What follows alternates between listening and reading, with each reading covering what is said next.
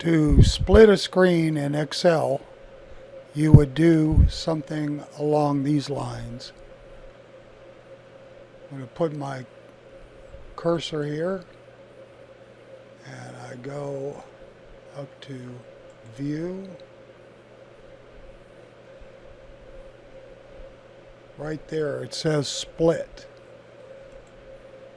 So now I'm here, and if I continue scrolling down, this line with the names of the columns remains visible.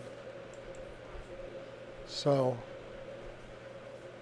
I can scroll up and down and still keep the column names the same.